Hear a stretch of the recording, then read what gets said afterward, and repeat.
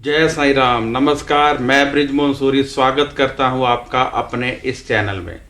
आज हम बात करेंगे कि क्या ये संभव है कि भगवान हमें मिलने आए। क्या ऐसा संभव हो सकता है कि परमात्मा हमें मिलने आए? जी हाँ, बिल्कुल ऐसा संभव हो सकता है और होता भी है। जब आप परमात्मा को दिल से बुलाते हैं तो प्रभु आपको मिलने जरूर आते हैं। जब आप शादी में, विवाह में परमात्मा को निमंत्रण देते हैं तो परमात्मा आपके द्वार पर, आपके पास जरूर आते हैं। वह बात अलग है कि आप पहचान पाते हो या नहीं।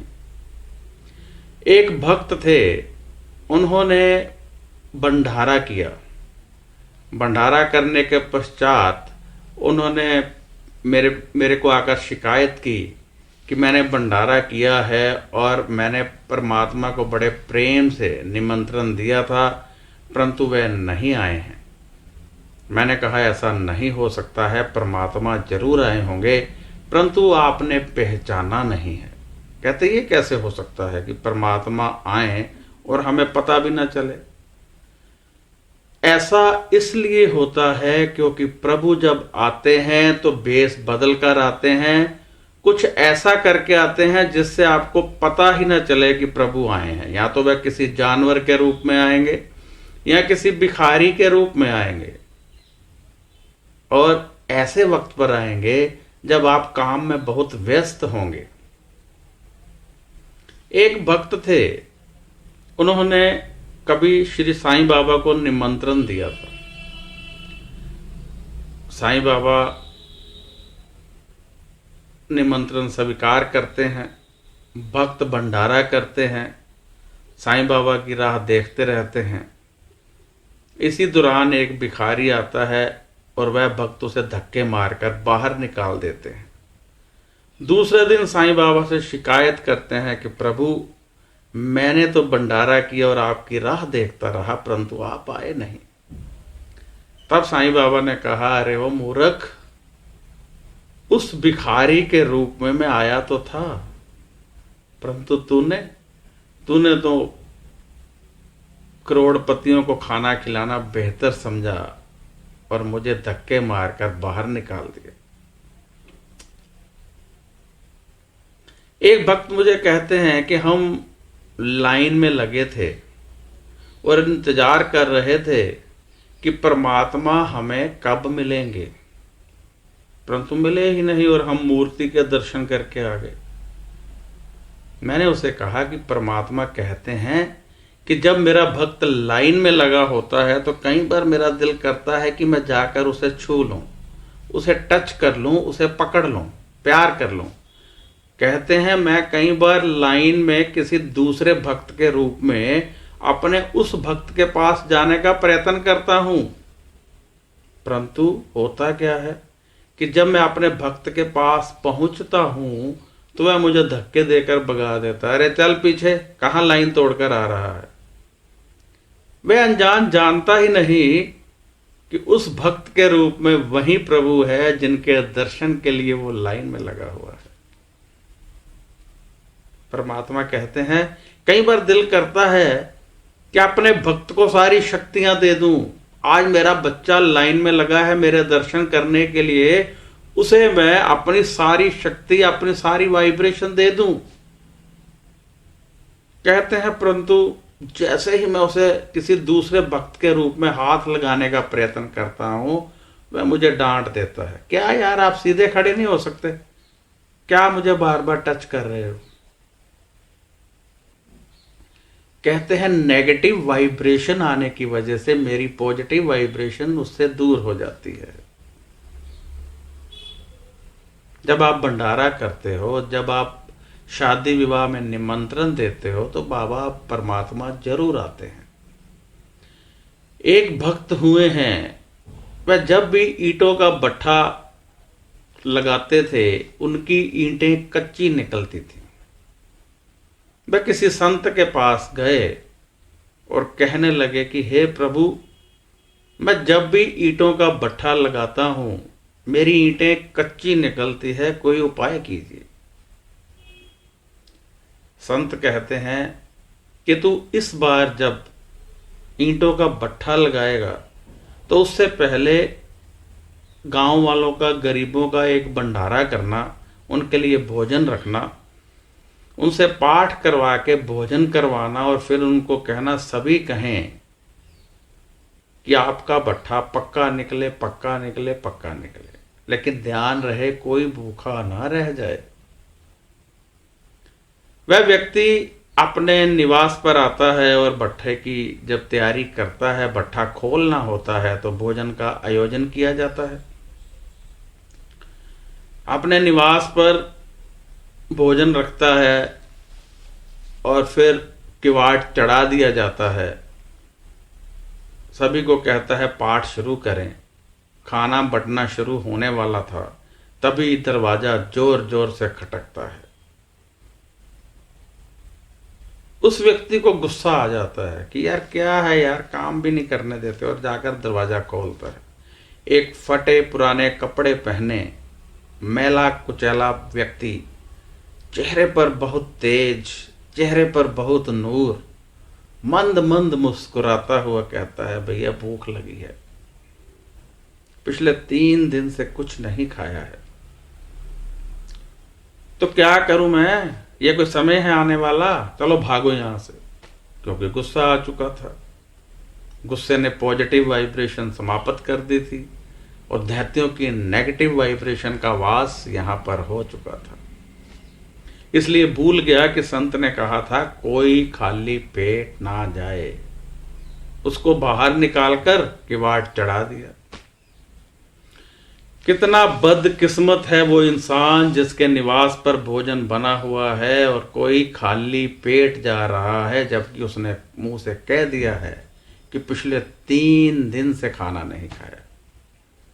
एक ऐसा अवसर परमात्मा दे रहे थे कि जो बहुत कम व्यक्तियों को मिलता है। अब सभी को खाना बांटा गया, सभी ने खाना खाया और सभी को बोला गया कि बोलिए आपका भट्ठा पक्का निकले, पक्का निकले, पक्का निकले। सभी बोल रहे हैं आपका भट्ठा पक्का निकले, पक्का निकले, और जो बाहर भूखा बैठा है वो बोल रहा है कच्चा निकले, कच्चा निकले, कच्चा निकले। सभी बोल रहे हैं पक्का निकले, वो बोल रहा है कच्चा निकले। तो अब परमात्मा किसकी सुनेंगे? अंदर हजारों व्यक्ति, कितने भक्त हैं उनमें जो कह रहे हैं पक्का निकले, और एक व्यक्ति जो कह रहा है कच्चा निकले। भट्ठा खोला गया, कच्चा, बिल्कुल कच्चा। अब उस व्यक्ति को गुस्सा आ गया संत पर, पहुंच गए उनके द्वार कि ये क्या जी, आपने इतना खर्चा भी करवा दिया और जब हमने भट्ठा खोला तो कच्चा निकला। संत कहते ऐसा नहीं हो सकता है। कहते कैसे नहीं हो सकता है, ऐसा ही हुआ है। अब संत आंखें मूंद कर बैठे हैं और देखने का प्रयत्न कर रहे हैं कि आखिर हुआ क्या। तभी उनके चेहरे पर एक विशेष चमक आ जाती है, नूर टपकने लगता है, मंद मंद मुस्कुराने लगते हैं और आंखें खोलकर कहते हैं, अरे ओ मूर्ख, तेरे द्वार पर जब प्रभु खुद आए तो तूने उनके लिए द्वार ही बंद कर लिए। तेरे द्वार पर वह प्रभु भेष बदलकर तुझे आशीष देने खुद आ गए, किसी व्यक्ति के रूप में, किसी भिखारी के रूप में। अरे ओ मंदमुखी इंसान, तूने उन्हें पहचाना नहीं और धक्के मारकर बाहर निकाल दी।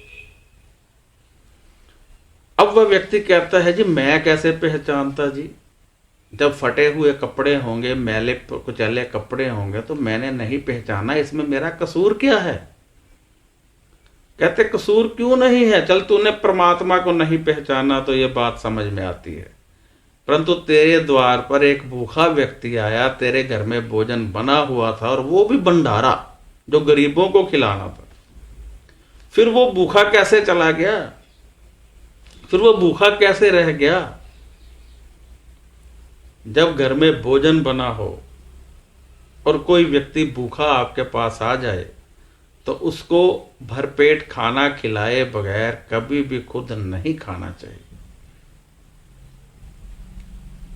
अब वो व्यक्ति कहता है अब क्या होगा, कहते हैं अब क्या होगा, अब ढूंढ, यदि वो कहीं मिल जाए तो उसको भोजन करा, अब वहीं कुछ तेरे को शीश दे दे तो तेरा बेड़ा पार हो सकता है, वरना डूब तो तू पहले ही चुका है।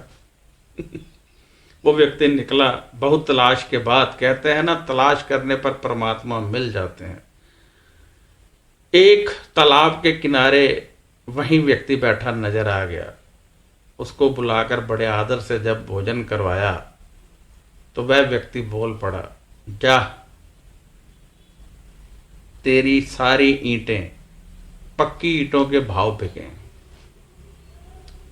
उसी साल ईंटों का अकाल पड़ा, कुछ इस तरह का मौसम हो गया कि ईंटें बनी नहीं, और उसकी सारी कच्ची ईंटें जो पहले भी पड़ी थी, काफी कितनी बार उसने भट्टा लगाया था, कच्चा ही निकला था, वहां के राजा ने सारी पक्की ईंटों के भाव खरीद ली। तो ये होता है परमात्मा का प्यार। आप शादी में बुलाते हो परमात्मा को, तो कभी आपने ढूंढा उनको?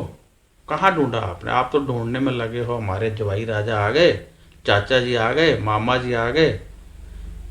कभी ये नहीं ढूंढा कि प्रभु आए कि नहीं आए, परमात्मा आए कि नहीं आए, और यदि आए हैं तो किसके रूप में आए हैं।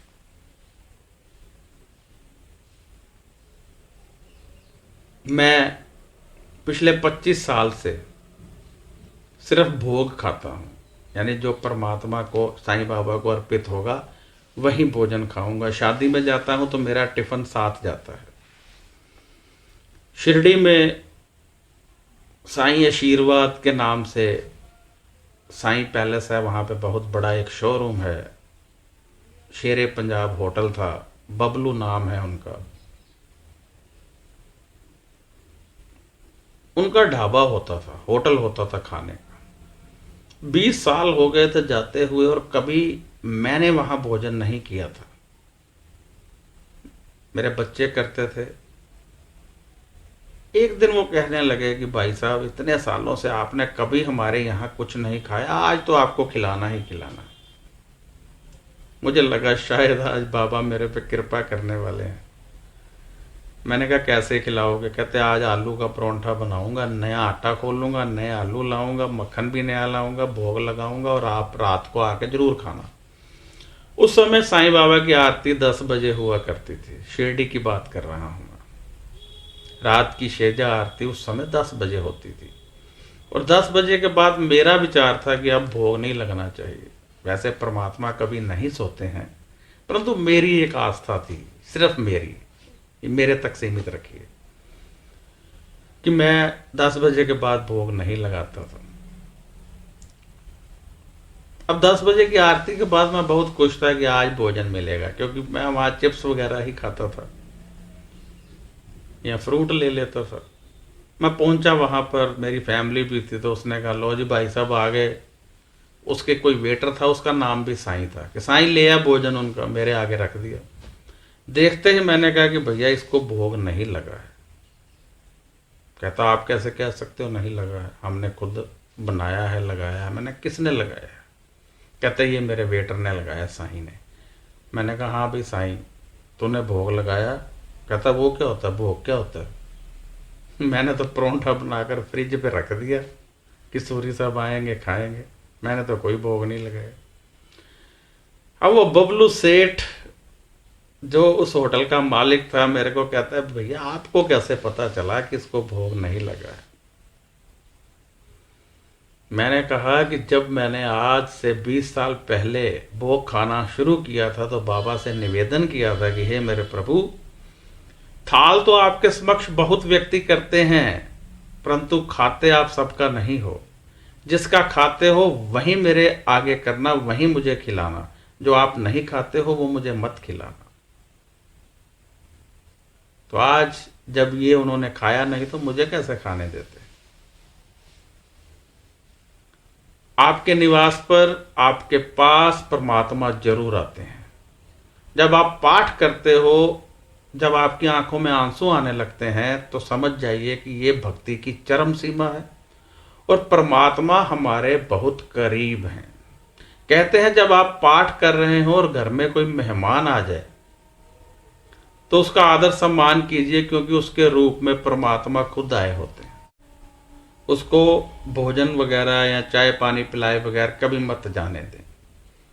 जब आप पाठ कर रहे होते हो, भगवान की लाइन में लगे होते हो, कोई पीछे से आकर आपको टच करता है तो समझिए कि परमात्मा आपको हाथ लगाने का प्रयत्न कर रहे हैं। जब आप ध्यान में बैठे हो और कोई आकर आपका ध्यान तोड़ दे, यानी आपको ऐसे झंकोर दे, अरे ओ भक्त, तो समझ जाइए कि ये आवाज उस व्यक्ति की नहीं है, मेरे परमात्मा की है।